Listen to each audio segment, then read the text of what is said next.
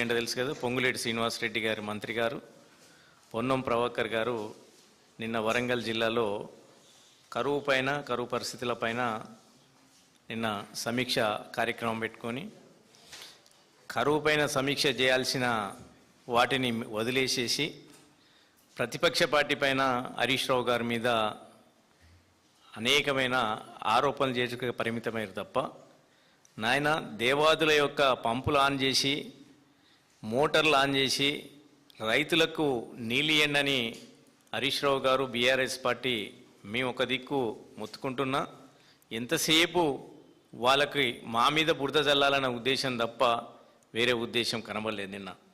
అదేవిధంగా గోదావరిలో ఈ నిమిషానికి కూడా 40,000 క్యూసిక్ల వాటరు ప్రవహిస్తున్నా మోటార్లు చాలని మోటార్లను ఆన్ చేయడం, బీఆర్ఎస్ పార్టీ గలమెత్తినప్పుడల్లా మోటార్లు ఆన్ చేయడం, మళ్ళీ 24 గంటలు తిరగకముందే మళ్ళీ మోటార్లు ఆఫ్ చేయడం, వాటి యొక్క మెయింటెనెన్స్ చేయకపోవడం, దాని మీద ప్రభుత్వానికి దాని మీద పట్టు లేకపోవడం, అసలు ఒక ఆలోచన లేకపోవడం చాలా దురదృష్టకరం.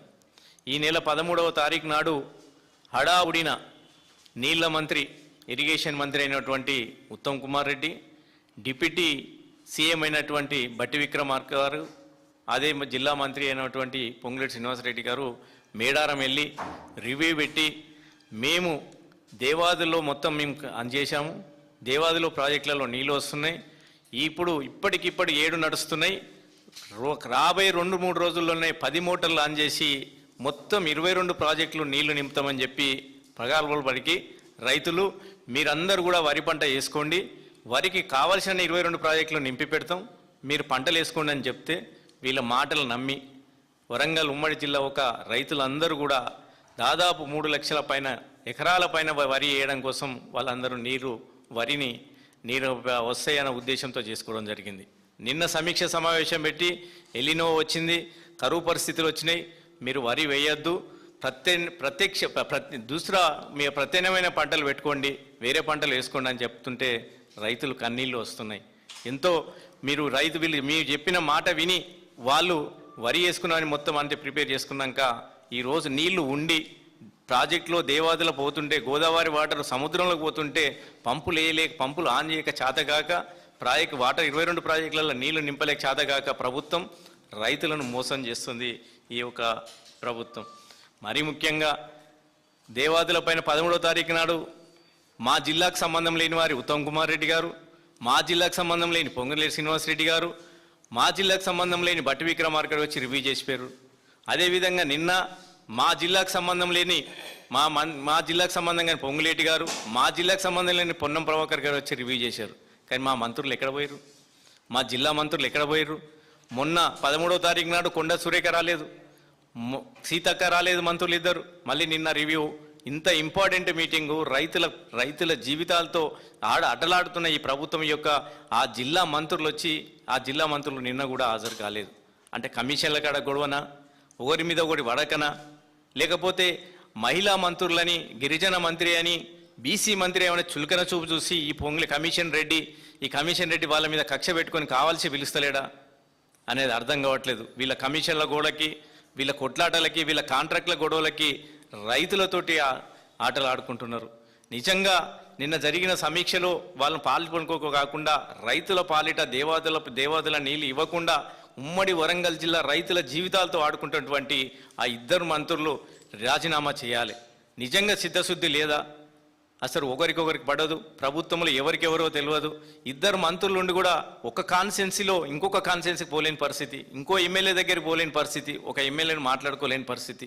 వాళ్ళ పరిస్థితి ఎట్లయిపోయిందంటే ఈ పొంగులేటి శ్రీనివాసరెడ్డి, ఈ కమిషన్ రెడ్డి ఉన్న రోజులు ఉమ్మడి వరంగల్ జిల్లాకు శని పట్టిందన్నట్టుగానే తయారైపోయింది.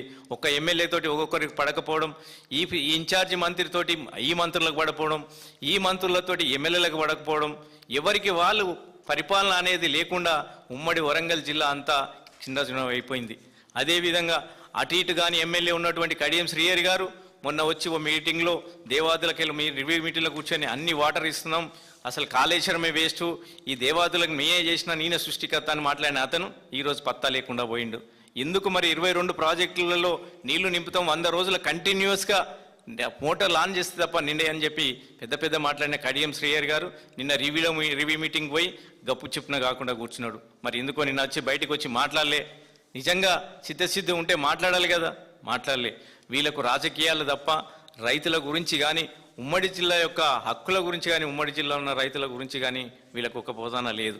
ఇప్పటికే దాదాపుగా అక్కడ ఉన్నటువంటి 12 మంది ఎమ్మెల్యేలో ఇక మేము గెలవలేమన్నట్టుగానే ఒక మహబూబాద్ జిల్లాకు సంబంధించిన ఎమ్మెల్యే అయితే ఇక నా పనే అయిపోయింది, ప్రజలు కూడా పట్టించుకుంటలేరు, కార్యకర్తలు పట్టించుకుంటలేరు అని చెప్పి ఆయన ట్రాక్టర్ ప్రాక్టీస్ మొదలుపెట్టిండు.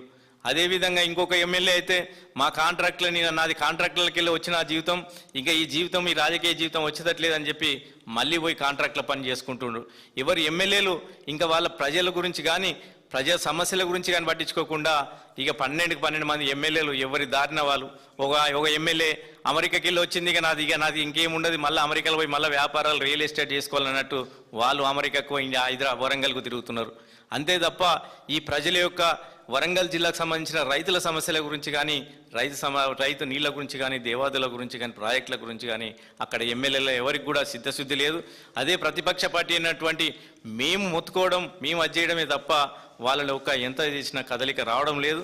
వాళ్ళ కదలికలు ఇట్లే ఉంటే ఖచ్చితంగా ఇంకా తీవ్రమైన పోరాటం చేసి అవసరమైతే మేమే దేవాదుల యొక్క పంపు మోటార్ల దగ్గరికి పోయి కూర్చొని అని చెప్పి 24 గంటలు మేమే బలవంతంగానైనా ఆన్ చేసే పరిస్థితి తీసుకొచ్చే పరిస్థితి ఉన్నారు. కాబట్టి జాగ్రత్త. ఇప్పటికైనా పొంగులేటి శ్రీనివాసరెడ్డి గారు కానీ మంత్రులు కానీ కొండ సురేఖ కానీ సీతక్క కానీ ఇప్పటికైనా వరంగల్ యొక్క